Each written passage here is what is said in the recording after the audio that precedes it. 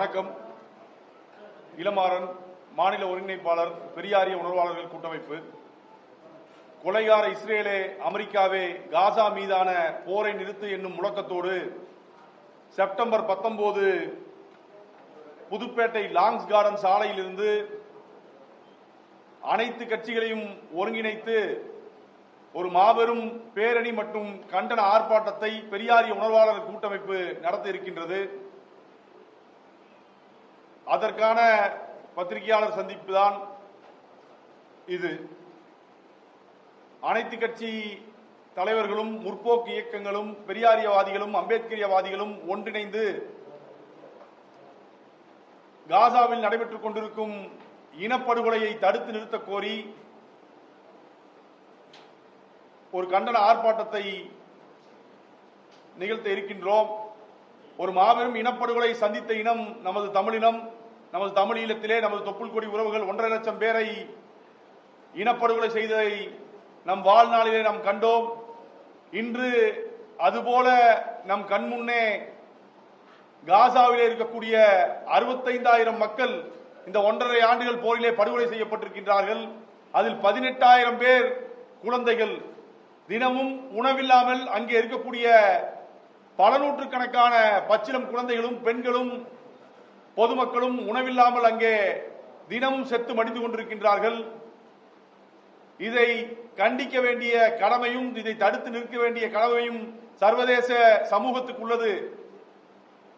அதன் காரணமாக நாம் இந்த முன்னெடுப்பை பெரியாரிய உணர்வாளர்கள் கூட்டமைப்பின் சார்பாக முன்னெடுக்கின்றோம். அது மட்டுமல்லாமல் அங்கே இந்த செய்தியை சேகரித்து உலகிற்கு அந்த செய்தியை தெரியப்படுத்திக் கொண்டிருக்கின்ற பத்திரிகையாளர்கள் 400க்கும் மேற்பட்ட சர்வதேச பத்திரிகையாளர்கள் அங்கே படுகொலை செய்யப்பட்டிருக்கின்றார்கள். இதை தடுக்க வேண்டிய, இதை கண்டிக்க வேண்டிய தேவை சர்வதேச சமூகத்திற்கு இருக்கின்றது. ஐரோப்பிய கண்டம் முழுக்க, உலகத்தில் பல்வேறு நாடுகளில் முற்போக்கு இயக்கங்கள், பொதுமக்களும் அங்கே ஒரு பல்வேறு இடங்களிலே திரண்டு, பெரும் திரளாக லட்சக்கணக்கிலே, ஆயிரக்கணக்கிலே திரண்டு இந்த படுகொலை கண்டித்து ஆர்ப்பாட்டமும் போராட்டமும் நடத்தி கொண்டிருக்கின்றார்கள். அதை நீட்சியாக இங்கே சென்னையிலே நாம் ஒரு பெரும் எழுச்சியோடு இந்த கண்டன ஆர்ப்பாட்டத்தையும் ஒரு கண்டன பேரணியும் முன்னெடுக்க இருக்கின்றோம்.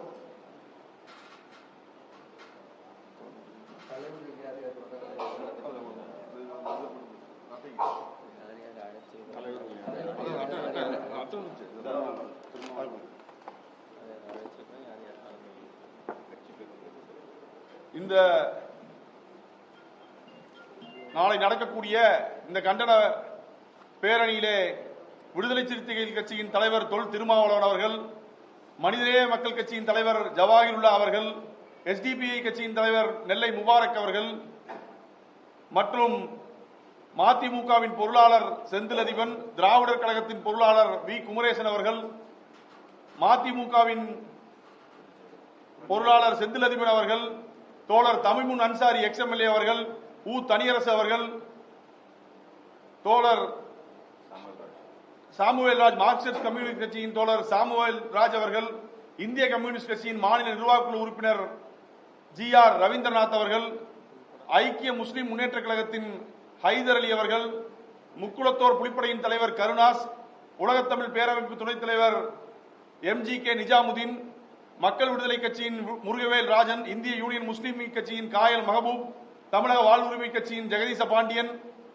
தமிழ் தேச மக்கள் முன்னணியின் மீதா பாண்டியன், தமிழர் தன்னுரிமை கட்சியின் தா ஜெயராமன், அண்ணா திராவிட மக்கள் முன்னேற்ற கழகம் பசும்பொன் பாண்டியன், தேசிய லீக் பசீர் அகமது, வெல்பேர் கட்சியின் தோழர் KS அப்துல் ரஹ்மான், இந்திய தௌஹீத் ஜமாத் அபு ஃபைசல், மக்கள் அதிகார கழகம் வெற்றிவேல் செழியன், பூவுலகின் நண்பர்கள் சுந்தரராஜன், தந்தை பெரியார் திராவிட கழகத்தின் பொதுச் செயலாளர் ராமகிருஷ்ணன், திரைக்கலைஞர்கள் சத்யராஜ், திரைப்பட இயக்குனர் வெற்றிமாறன், திரைப்பட இயக்குனர் அமீர், திரைப்பட கலைஞர் தீனா, திரைப்பட நடிகர் பிரகாஷ் ராஜ் மற்றும் தந்தை பெரியார் திராவிட கழகத்தின் பொதுச் செயலாளர் ராமகிருஷ்ணன், திராவிட விடுதலை கழகத்தின் தலைவர் கொளத்தூர் மணி, ஆதித்தமிழர் பேரவையின் அதியமான், மே 17 இயக்கத்தின் தோழர் திருமுருகன் காந்தி, தமிழக மக்கள் முன்னணியின் பொழிலன், மார்க்சிய பெரியாரிய பொதுவுரிமை கட்சியின் வாலாசா வல்லவன், விடுதலை தமிழ் புலிகள் கட்சியின் குழந்தையரசன், தமிழ் புலிகள் கட்சியின் நாகை திருவள்ளுவன், தமிழக மக்கள் ஜனநாயக கட்சியின் KM ஷெரீப், ஆதித்தமிழர் கட்சியின் ஜக்கையன், திராவிட தமிழர் கட்சியின் வெண்மணி, தமிழர் விடியல் கட்சியின் இளமாறன், காஞ்சி மக்கள் மன்றம் மகேஷ், தமிழக ஆட்சிக் கழகம் SR பாண்டியன், மக்கள் தமிழக கழகம் நிலவன் மற்றும் நிலவழகன் உள்ளிட்ட பல முற்போக்கு அமைப்புகளின், மார்க்சிய பெரியாரிய அமைப்புகளின் தலைவர்கள் இதில் கலந்து கொண்டு கண்டன ஆர்ப்பாட்டத்தில் பேரணியில் கலந்து கொண்டு கண்டன உரையாற்ற இருக்கின்றார்கள்.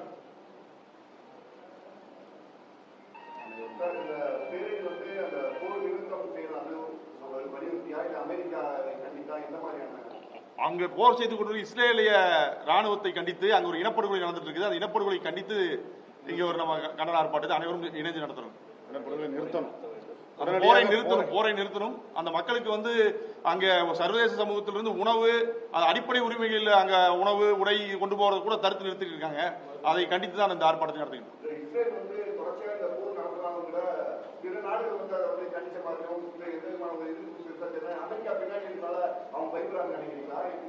அமெரிக்கா பின்னாடி இருந்து செயல்படுறது எல்லாத்துக்கும் நம்ம கண்கூடா தெரியும். பல நாடுகளில் எதிர்ப்பு, நீங்க நாடுடைய அந்த நாட்டினுடைய அதிகாரம் எதிர்ப்பு தெரிவிக்காட்டியும் அங்க இருக்கக்கூடிய பொதுமக்கள், வெகுஜன மக்கள் எழுந்து இந்த படுகொலை கண்கூடா பாக்குறாங்க. நீங்க ஈழப்படுகொலை நடந்த போது முகநூல்கள் இல்லை, அங்க நம்ம சாவை நம்ம கண்கூடா பாக்குறதுக்கு. இப்ப அங்க தினமும் செத்து மடியக்கூடிய, பட்டினியால் மடியக்கூடிய குழந்தைகளின் புகைப்படமும், அந்த சாப்பாட்டுக்கு கையேந்தி நிற்கக்கூடிய அந்த பொதுமக்களுடைய புகைப்படங்கள், காணொலி காட்சிகள் எல்லாம் உலகம் முழுக்க முகநூல் போன்ற அனைத்து சர்வதேச ஊடகங்கள்ல வெளியாகுது. அதை கண்கூடா பார்க்கும் மக்கள் வெகுண்டிருந்து எல்லா பகுதியிலும் போராடிட்டு இருக்காங்க. அதை நீட்சியாகத்தான் நம்ம இந்த போராட்டத்தை முன்னெடுக்கிறோம்.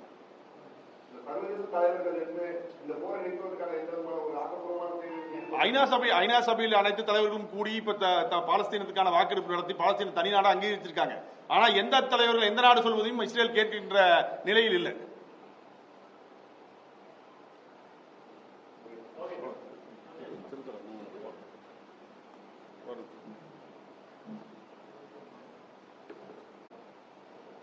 பெரியாரிய உணர்வாளர் கூட்டமைப்பு 2018 தமிழ்நாட்டினுடைய பல்வேறு ஜனநாயக அமைப்புகளை ஒன்று திரட்டி தமிழ் மக்களினுடைய கோரிக்கையை வெளிப்படுத்துகின்ற விதமாக கருஞ்சட்டை பேரணி, நீலச்சட்டை பேரணி, செஞ்சட்டை பேரணி என்று 3 மிகப்பெரிய பேரணிகளை பெரியாரியம், அம்பேத்கரியம், மார்க்சியம் ஆகிய 3 கோட்பாடுகளின் கீழாக இந்த பேரணிகளை திருச்சி, கோவை, மதுரை ஆகிய நகரங்களில் நடத்தினோம். திருக்குறளுக்கு ஒரு மாபெரும் மாநாட்டை ஒருங்கிணைத்து சென்னையில பெரியாரிய உணர்வாளர் கூட்டமைப்பு திருக்குறள் மாநாட்டை எழுச்சியுடன் நடத்தியது. இதேபோல தமிழகத்துக்கு வஞ்சனை செய்யக்கூடிய பாரதிய ஜனதா கட்சியினுடைய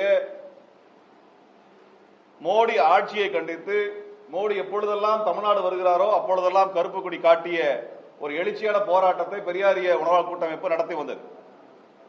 அதன் தொடர்ச்சியாக தற்பொழுது உலக அளவிலே அனைத்து மக்களும் எதிர்ப்பு தெரிவிக்கின்ற இந்த பாலஸ்தீன இனப்படுகொலையை கண்டிக்கின்ற வகையில் இந்திய அளவிலேயே மிகப்பெரிய ஒரு பேரணியை தமிழ்நாட்டில் நடத்த பெரியாரிய உணர்வாளர் கூட்டமைப்பு திட்டமிட்டிருக்கிறது.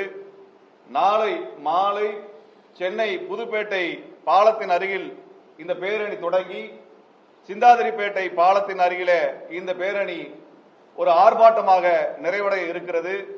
தமிழ்நாட்டினுடைய முன்னணி தலைவர்கள் அனைவரும் இந்த நிகழ்விலே பங்கெடுக்க இருக்கிறார்கள்.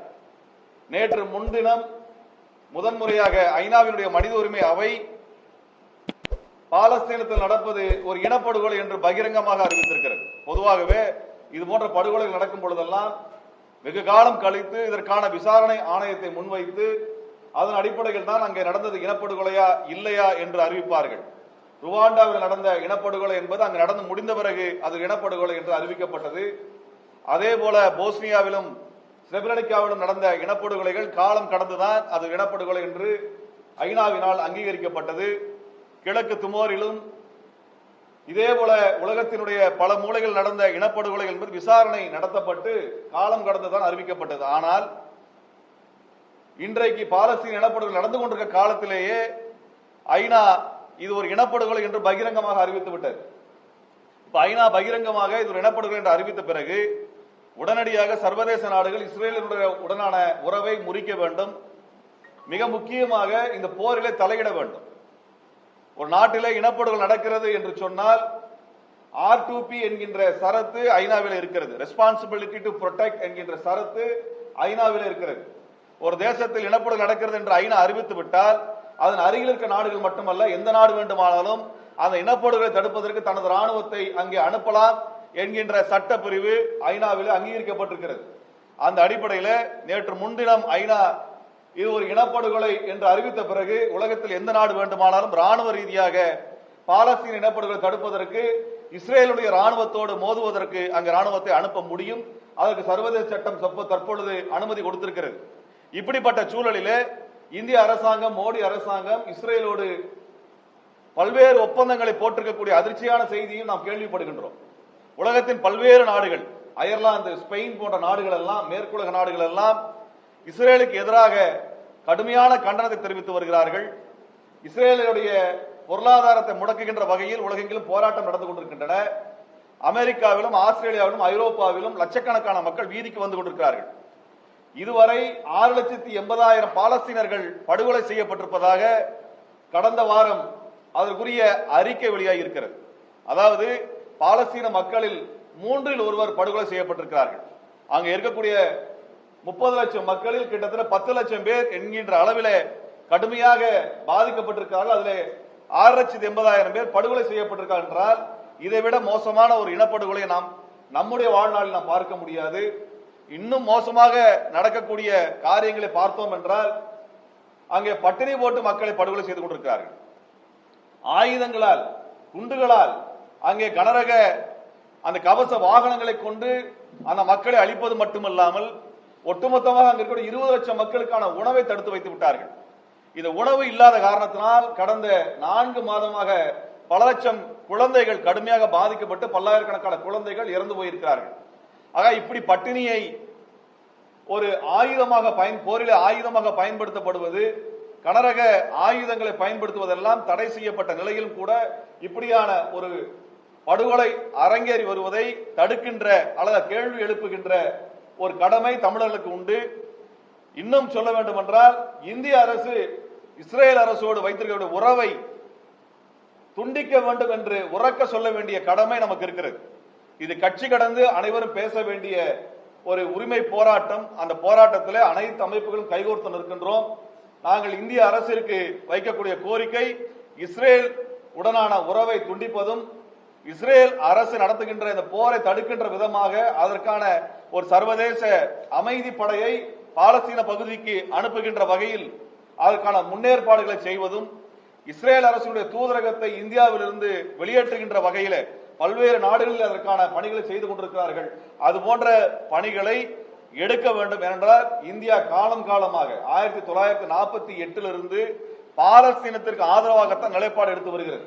ஆகவே அந்த அடிப்படையில் அந்த வெளியுறவு கொள்கையினுடைய நீட்சியாக தற்பொழுது பாலஸ்தீன விடுதலை அங்கீகரிப்பதும் இஸ்ரேல் உடனான தொடர்பை துண்டிக்கின்ற பணியை இந்தியா செய்ய வேண்டும் என்று நாங்கள் கோரிக்கை வைக்கின்றோம். இங்கே அனைத்து ஜனநாயக அமைப்புகளும் இந்த போராட்டத்தில் பங்கெடுத்திருக்கிறார்கள். தோழர் இளமாறன் அவர்கள் சொன்னதை போல ஈழத்தில் இனப்படுகொலை நடந்த பொழுது இதே பட்டினியை அங்கே ஒரு ஆயுதமாக பயன்படுத்தி அங்கே தமிழர்களை படுகொலை செய்தார்கள். கனரக ஆயுதங்களை அங்கே பயன்படுத்தி படுகொலை செய்தார்கள்.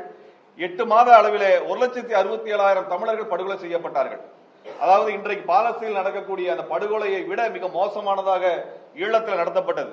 ஒரு நாளில் 2,600 3,000 தமிழர்கள் படுகொலை செய்யப்பட்டார்கள். இப்படிப்பட்ட ஒரு மோசமான ஒரு படுகொலை ஈழத்தில் நடந்தது. அதற்குரிய ஐநாவின் அறிக்கை 2009 மார்ச் மாதம் 8ஆம் தேதி சமர்ப்பிக்கக்கூடிய சூழலில் அன்றைய இந்தியாவினுடைய பிரமுகராக இருந்த விஜய் நம்பியார் அந்த அறிக்கையை தடுத்தார். அந்த அறிக்கையை தடுத்த காரணத்தினால் அங்கே நடந்தது ஒரு இனப்படுகொலை, நடக்கிறது இனப்படுகொலை என்று அறிவிக்க இயலாமல், சர்வதேச நாடுகள் நடவடிக்கை எடுக்க இயலாமல் போனது. அதே போல பாலஸ்தீனத்திலும் நடப்பது ஒரு இனப்படுகொலை என்பதை கிட்டத்தட்ட 1.5 வருடங்களுக்கு முன்பாகவே இந்த இனப்படுகொலை தடுப்பு அதிகாரி அறிக்கையாக கொடுத்த பிறகும் கூட 1.5 ஆண்டுகள் கழித்து தான் இப்பொழுது இனப்படுகொலை அங்கீகரித்திருக்கிறார்கள். இதையாவது முன்வைத்து சர்வதேச நாடுகள் இந்த இனப்படுகொலை தடுக்கின்ற முயற்சியை முன்னெடுக்க வேண்டும். தமிழ்நாட்டினுடைய ஜனநாயக சக்திகள் வீதிக்கு வர வேண்டும் என்கின்ற அந்த ஜனநாயக கோரிக்கை நாங்கள் இந்த சமயத்தில் நாங்கள் முன்வைக்கின்றோம். பெரியாரிய உணவாளர் கூட்டமைப்பு தொடர்ச்சியாக இது போன்ற ஜனநாயக கோரிக்கைகளுக்காக தொடர்ச்சியாக போராடும் என்பதை இச்சமயத்திலே தெரிவித்துக் கொள்கிறோம். நீங்கள் அனைவரும் இந்த போராட்டம், ஏனென்றால் ஊடகத்தினர் மிக கடுமையாக பாதிக்கப்பட்ட ஒரு போர் பகுதியாக பாலஸ்தீன பகுதி இருக்கிறது. தோழர் சொன்னதை போல 400க்கும் அதிகமான ஊடகவியலாளர்கள் அங்கு படுகொலை செய்யப்பட்டிருக்கிறார்கள். ஆக ஊடக நண்பர்களும் இந்த போராட்டத்தில் நேரடியாக பங்கெடுத்து ஊடக பணியாளர்களை, ஊடகவியலாளர்களை, ஆய்வாளர்களை படுகொலை செய்யக்கூடிய இஸ்ரேலை கண்டிக்க வேண்டிய பொறுப்பு அனைவருக்கும் இருக்கிறது. இதுவரை உலகத்தில் எந்த போரிலும் ஊடகவியலாளர்கள் படுகொலை செய்யப்பட்டதில்லை. 2 இடங்களில் ஊடகவியலாளர் படுகொலை செய்யப்பட்டார்கள். ஒன்று ஈழத்தில், அடுத்தது பாலஸ்தீனத்தில். 400க்கும் அதிகமான அந்த ஊடகவியலாளர் படுகொலை செய்யப்பட்டிருக்கிறார்கள். ஆகவே நீங்களும் இந்த போராட்டத்தில் பங்கெடுத்து இந்த செய்தியை தமிழ்நாடு முழுவதும் மட்டுமல்ல இந்தியா முழுவதும் கொண்டு செல்ல வேண்டும் என்று பெரியாரிய உணர்வாளர் கூட்டமைப்பின் சார்பாக நாங்கள் வேண்டுகோள் வைக்கின்றோம்.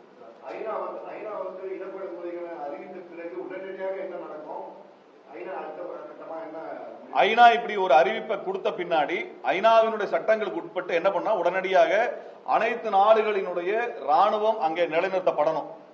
அல்லது அண்டையில் இருக்கக்கூடிய ஏதேனும் ஒரு நாடு, எந்த நாடாக இருக்கலாம், அதனால காம்ப்ளெக்சிட்டி சொல்லுவாங்க. ஒரு நாட்டில் இனப்படுகொலை நடக்குதுன்னா பக்கத்து நாடு உடனே தலையிடணும்.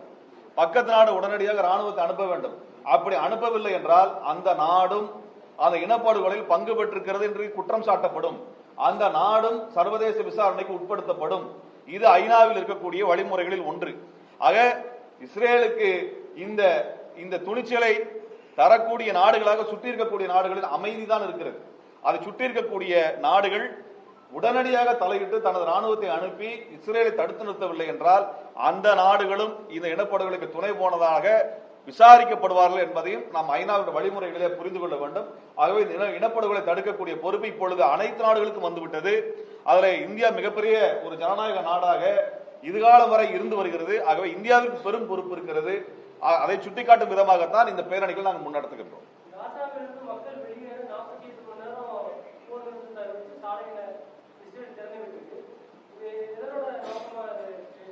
இது என்ன, அமெரிக்காவினுடைய அதிபர் ட்ரம்ப் காசாவை ஆக்கிரமித்து அங்க குடியிருப்புகளை உருவாக்குவோம் என்று சொன்னார். அதே மாதிரி இஸ்ரேலினுடைய அதிபர் நேதன்யாகு அவரும் காசாவை ஆக்கிரமித்து எங்களுக்கான வணிக கட்டிடங்களை அங்கு கட்டுவோம் என்று இப்பொழுது அதை ஆக்கிரமிக்கக்கூடிய போராக மக்களை கொன்று விட்டார்கள். அங்க கட்டிடங்கள் அழிக்கப்பட்டு விட்டன. ஆகவே இந்த படைகளை அனுப்பி அந்த இடத்தை கைப்பற்றுகின்ற ஒரு தரைப்படை நகர்வு அங்கு நடக்கிறது. மிக மிக மோசமான நகர்வு. இது உடனடியாக சர்வதேச நாடுகள் தடுத்து நிறுத்தவில்லை என்றால் சர்வதேச நாடுகள் அனைத்துமே குற்றவாளிகளாக பார்க்கப்படும். புரியலீங்க? ஆமா, நிலத்தை, தேசத்தை ஆக்கிரமிப்பது. ஒரு தேசம் ஒரு தேசத்தை ஆக்கிரமித்து அந்த மக்களை கொன்றளிப்பது. தேசத்தை ஆக்கிரமிக்கிறது மட்டும் இல்ல. இப்ப யுக்ரைன்ல ரஷ்யாவோட போர் நடக்குது. அங்க மக்கள் இவ்வளவு எண்ணிக்கையில் படுகொலை செய்யப்படல. அதனால அது இனப்படுகொலை என்று சொல்ல முடியாது. அது அந்த போர் என்பது வேறு. ஆனா இந்த போர் என்பது அந்த தேசத்தில் மக்களை கொன்றளிப்பதற்காக நடக்கின்ற போர். ரெண்டுக்குமான முறை என்பது வேறாக இருக்கிறது. அங்க பொதுமக்கள் மீது போர் கிடையாது. இங்க பொதுமக்கள் மீதான் போராக இருக்கிறது. குறிப்பா குழந்தைகளை கொன்றளிக்க வேண்டும் என்று வெளிப்படையாக இஸ்ரேல் ராணுவத்தினர் பேசுகின்ற வீடியோக்கள் வெளிவந்திருக்கின்றன. இஸ்ரேலுடைய அமைச்சர்கள் பாலஸ்தீன குழந்தைகளை கொன்றளியுங்கள் என்று பேசுகின்ற வீடியோக்கள் வெளிவந்திருக்கின்றன. ஆக குழந்தைகளை கொன்றளியுங்கள் என்றுதான் குழந்தைகளை அழித்துக் கொண்டிருக்கிறார்கள். அவர் குழந்தைகள் மீது குண்டுகளை போட்டுக் கொண்டிருக்கிறார்கள். அதுதான் மிக மோசமானது. இதே சமயத்தில் 4 நாட்களுக்கு முன்பாக ஏமன் நாட்டில் இதே போல குண்டுகளை வீசி அங்கே 40 ஊடகவியலாளர்களை ஒரே நாளில், ஒரே தினத்தில், ஒரே குண்டிலே கொன்றளித்தார்கள். அது மட்டுமல்ல, ஏமனினுடைய பிரதம அமைச்சர், வெளியுறவுத்துறை அமைச்சர், பாதுகாப்பு துறையை சார்ந்தவர்கள் என்று அனைவரும் ஒரே குண்டிலே அளிக்கப்பட்டிருக்கிறார்கள். இதுபோல அந்நிய நாடுகள், பக்கத்தில் இருக்க அனைத்து நாடுகள் மீதும் இஸ்ரேல் தாக்குதல் நடத்திருக்கிறது. சிரியா மீது நடத்திருக்கிறது, லெபனான் மீது நடத்திருக்கிறது, ஏமன் மீது நடத்திருக்கிறது, ஈரான் மீது நடத்திருக்கிறது, நேற்று முன்தினம் கத்தார் மீது நடத்திருக்கிறது. இஸ்ரேல் நடத்தாத போர், அதாவது தாக்காத நாடுகளே இல்லை என்கின்ற அளவிலே மேற்குலக நாடுகள் இப்படி எல்லா நாடுகள் மீதும் அவர் விருப்பத்திற்கு ஏற்ப தாக்குதல் நடத்தக்கூடிய நாட்டை தடுக்க வேண்டும் என்பது அனைவருடைய கடமையாக மாறுகிறது.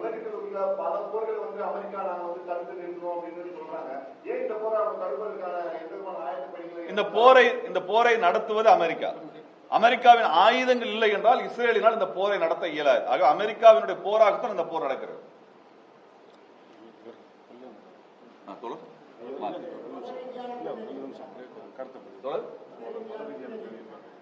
இல்ல, இது ஒரு பாலஸ்தீனத்துல இஸ்லாமியர்கள் மட்டுமல்ல, பாலஸ்தீனத்தில் கிறிஸ்தவரும் இருக்கிறார்கள். கிட்டத்தட்ட 8% கிறிஸ்தவர்கள் பாலஸ்தீனில் வசிக்கிறார்கள். ஆக பாலஸ்தீனத்தை வெறுமனே ஒரு முஸ்லீம் தேசம், முஸ்லீம்கள் மட்டும் வாழ்கிறார் என்று சொல்ல முடியாது. இஸ்ரேல் வெறும் முஸ்லீம்களை மட்டும் கொள்ளுவது என்றல்ல, பாலஸ்தீனத்தில் வாழக்கூடிய அனைவரையுமே படுகொலை செய்கிறார்கள். அதான் மிக மிக மோசமானதாக நாம் பார்க்கணும். இனப்படுகொலை என்று அங்கீகரிக்கப்பட்டதற்கான காரணம் ஒரு தேசிய மக்களை முற்றிலுமாக கொன்றளிக்கக்கூடிய ஒரு பணியை தான் செய்து கொண்டிருக்கிறது. அங்கே 8% கிறிஸ்தவர்கள் இருக்கிறார்கள், அவர்களும் பாலஸ்தீனர்கள். உலகிலேயே 3வது பழமையான சர்ச் அங்க பாலஸ்தீனத்தில் இருக்கிறது. அந்த சர்ச்சின் மீதும் கூட இஸ்ரேல் குண்டு வீசியது. உலகத்தில் 3வது மிக பழமையான சர்ச்சின் மீதும் கூட இஸ்ரேல் குண்டு வீசியது. அங்க இருக்கிற கிறிஸ்தவர்கள் மீதும் கூட மிக மோசமான தாக்குதலை அவர்கள் நடத்தி வருவதை நாம் பார்த்து வருகிறோம். ஒரே நிமிஷம் ஐயா. அனைவருக்கும் வணக்கம். பெரியாரிய உணர்வாளர் கூட்டமைப்பு தோழர் திருமுருகன் குறிப்பிட்டது போல ஏராளமான பணிகளை முன்னெடுத்து செய்து வந்திருக்கிறது. குறிப்பாக கருஞ்சட்டை பேரணி, நீலச்சட்டை பேரணி, செஞ்சட்டை பேரணிகள்லாம் நடத்தி மிக பெரும் ஒற்றுமையை, இந்தியாவில் இருக்கக்கூடிய பார்ப்பனிய பாசிசத்திற்கு எதிரான ஒரு ஒருங்கிணைப்பை செய்து அந்த கருத்தியலுக்கு எதிரான பெரியாருடைய, அம்பேத்கருடைய, மார்க்சுடைய கருத்தாளர்கள் எல்லாம் ஒருங்கிணைக்கிற பணியை செய்து வந்திருக்கிறது. ஆனால் இந்த கூட்டமைப்பு இன்றைக்கு காசாவுக்கு ஆதரவாக, காசாவின் மீதான அடக்குமுறைகளுக்கு, அங்கு நடக்கக்கூடிய பெரும் இன அழிப்புக்கு எதிரான ஒரு குரலை எழுப்புவதற்காக ஏறத்தாழ 160 இயக்கங்கள் இந்த கூட்டமைப்பில் இருக்கின்றன. இந்த 160 இயக்கங்களை ஒருங்கிணைத்து இந்த பேரணியை நடத்த இருக்கிறோம். இந்திய அரசு இதை கண்டுகொள்ளாமல் இருக்கிறது என்பது மட்டுமல்ல, இந்த இஸ்ரேலிய வன்முறைக்கு எதிராக இல்லாமல் அதற்கு ஆதரவாக இருக்கிறது என்பதை நாங்கள் வெளிப்படையாக சொல்ல வேண்டியிருக்கிறது. எப்படி அமெரிக்கா பின்புலமாக இருக்கிறதோ அதே போல அமெரிக்காவினுடைய ட்ரம்புக்கு எதிராக அங்க இருக்கக்கூடிய அமெரிக்க ஜனநாயக சக்திகள் எல்லாம் எதிர்குரலை எழுப்புகின்றன என்பதெல்லாம் நான் நிறைய பார்க்கிறோம். அங்க ட்ரம்புக்கு எதிராக குரல் எழுப்பி பெரும் போராட்டங்கள்லாம் நடந்து வந்திருக்கிறது. ஐரோப்பிய நாடுகள்லேயும் எண்ணற்ற மக்கள் எழுச்சி போராட்டங்கள் நடந்து வந்திருக்கிறது. இந்தியாவுக்குள்ளா இருக்கக்கூடிய ஜனநாயக சக்திகள் ஒரு பெரும் குரலை எழுப்பி வந்திருக்கின்றன என்று சொன்னாலும், தமிழ்நாட்டில் பெரியாரிய தொடர்புடைய ஜனநாயக ஆற்றல்கள் எல்லாம், மார்க்சிய கருத்தாடல் உள்ள எல்லா இயக்கங்கள் எல்லாம் ஒருங்கிணைத்த ஒரு பெரும் எழுச்சி பேரணியாக நடத்த இருக்கிறோம். இந்த பேரணி மிக வலுவான எதிர்ப்பை அமெரிக்காவுக்கு மட்டுமல்ல, காசாவின் மீதான அடக்குமுறை செலுத்தி கொண்டிருக்கக்கூடிய இஸ்ரேலுக்கு மட்டுமல்ல, அதற்கு பக்கத்துணையாக இன்றைக்கு இருந்து கொண்டிருக்கக்கூடிய மோடி அரசையும் நாங்கள் கண்டித்து தான் இந்த பேரணியை நடத்துகிறோம். இதற்கு முன்பாக யாசிர் அரஃபத் எல்லாம் இருந்த பொழுது பாலஸ்தீனத்திற்கு ஆதரவான குரல் எழுப்பி வந்தது இந்திய அரசு. பெரிய அளவில் பாலஸ்தீனத்திற்கான விடுதலைக்கு ஒரு பின்தளமாக இருந்தது என்று சொல்லவில்லை என்று சொன்னாலும் கூட ஒரு ஆதரவாக இருந்து வந்திருக்கிறது. இன்றைக்கு அதுக்கு நேர் எதிராக ஒரு தேசத்தினுடைய விடுதலைக்கு, உரிமைக்கு எதிராக, இஸ்ரேலினுடைய வன்கொடுமைக்கு, இன அழிப்புக்கு ஆதரவாக இந்திய அரசு செயல்பட்டு வந்து கொண்டிருக்கிறதை நாங்கள் வன்மையாக கண்டிக்கிறோம். அந்த உணர்ச்சியும் இந்த பேரணியில இருக்கிறது. அதனால ஒருமித்த ஒரு பேரெழுச்சியை நாளைக்கு அனைவரும் ஒருங்கிணைந்து செய்கிறோம். ஊடகவியலாளர்கள் இதை ஒரு பெருத்த செய்தியாக மாற்ற வேண்டும் என்று கோரிக்கை வைக்கிறோம்.